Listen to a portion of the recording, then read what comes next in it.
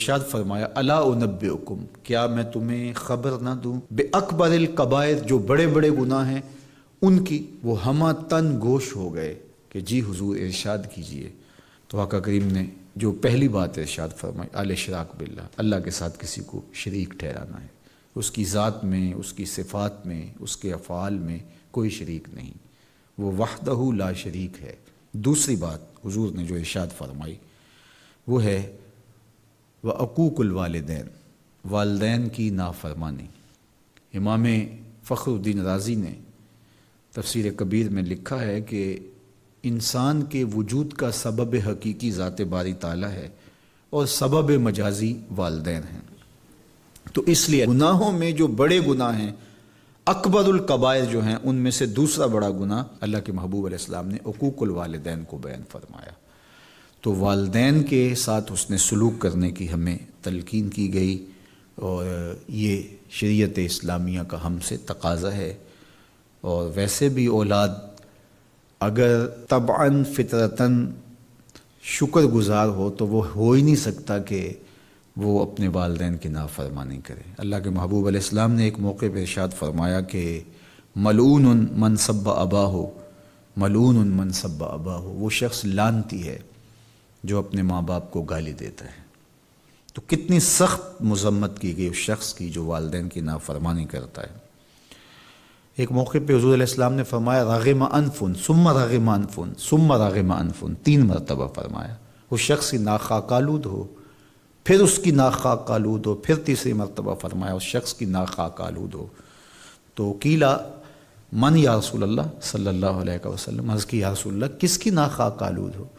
تو آقا کریم علیہ السلام نے فرمایا من ادرک ابویہ عند الکبر احدہما او کلیہما فلم یدخل الجنہ، جس نے والدین کو، ایک کو یا دونوں کو، بڑھاپے میں پایا اور جنت میں داخل نہ ہو سکا، اس شخص کی ناک خاک آلود ہو۔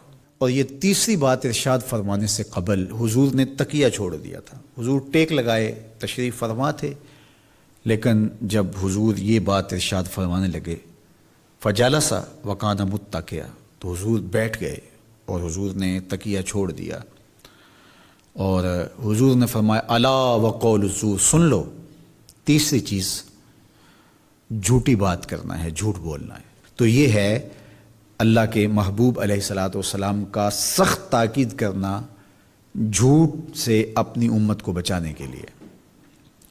اچھا، یہاں ایک بات رک کے یہ سمجھ لیں کہ جھوٹ بہت بری چیز ہے، لیکن شرک اس سے بڑا گناہ ہے۔ تو اس کی تاکید اتنی زیادہ کیوں کی؟ حضور نے ٹیک چھوڑ دی اور آقا کریم علیہ السلام بار بار ارشاد فرماتے رہے۔ تو اس کی وجہ یہ ہے کہ شرک کو بڑا گناہ سارے سمجھتے ہیں۔ اسی طرح ماں باپ کی نافرمانی ہر شخص سمجھتا ہے کہ یہ بہت بڑا گناہ ہے، اور اگر کوئی شخص ماں باپ کا بے ادب ہو، گستاخ ہو، تو لوگوں کی نظروں میں بھی وہ گر جاتا ہے کہ یہ برا شخص ہے کہ ماں باپ کے ساتھ بدسلوکی کر رہا ہے۔ تو یہ دو گناہ ایسے ہیں کہ جو لوگوں کو اچھی طرح معلوم ہے، لیکن عمومی طور پہ جھوٹ بعض معاشروں کے اندر یوں رچ بس جاتا ہے کہ اس کو عیب نہیں سمجھا جاتا۔ اس لیے حضور نے اس پر خاص تاکید کی اور ٹیک چھوڑ کے آگے بڑھے، اور پھر بار بار ارشاد فرماتے رہے کہ اس کو چھوٹا نہ سمجھنا۔ جس طرح اکبر الکبائر میں شرک ہے، اکبر الکبائر میں عقوق الوالدین ہے، اسی طرح یہ بھی اکبر الکبائر میں شامل ہے کہ کوئی شخص جھوٹ بولے۔ تو جھوٹ بولنا یہ اللہ کی ناراضگی کا سبب اور ذریعہ ہے۔